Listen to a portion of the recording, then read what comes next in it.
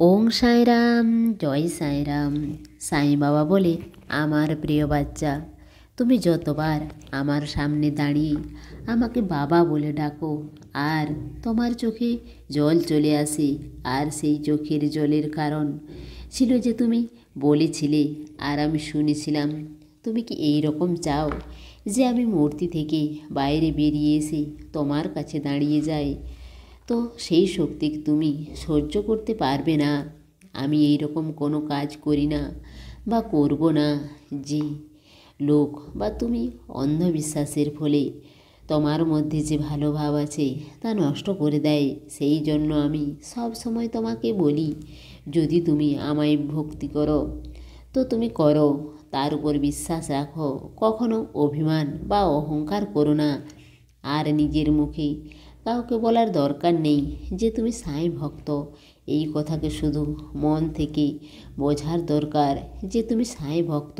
বাকি যে বোঝার, যে জানার, সে তো আপনা আপনি বুঝে যাবে।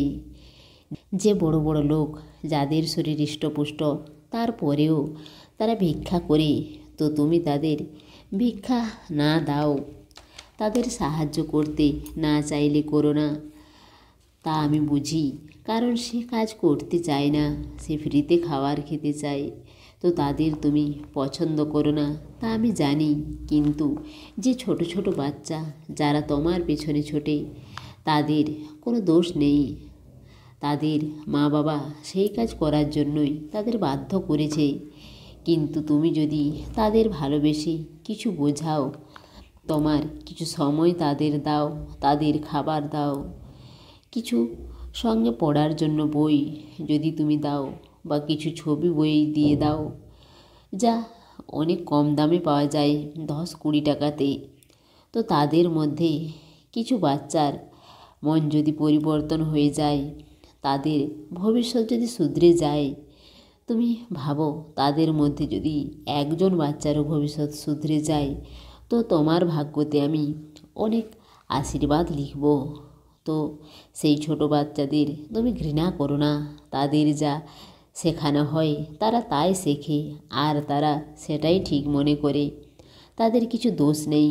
আর তুমি আমার মন্দিরে আসো, আর যেই সব লোক মন্দিরকে পরিষ্কার পরিচ্ছন্ন করে দিনরাত করে, তাদের তুমি কিছু কিছু টাকাও সবসময় দাও। কিন্তু কখনো যদি সেই ব্যক্তি না থাকে, তার জায়গায় যদি আলাদা কোনো ব্যক্তি থাকে, তো তুমি তাকেও মন থেকে দাও, যেমন তুমি আগের ব্যক্তিকে দিতে। কারণ সেও মন্দিরকে পরিষ্কার করে, তাকেও কিছু দেওয়া দরকার। তো সেই ব্যক্তি যেই হোক না কেন, তার প্রতি সম্মান হওয়া চাই। যদি ব্যক্তি পরিবর্তন হয়ে যায় তাও কারণ তুমি ভালো কর্ম করছো, তো ব্যক্তি বিশেষ এর প্রতি ধ্যান দিও না, কর্ম বিশেষের প্রতি ধ্যান দাও।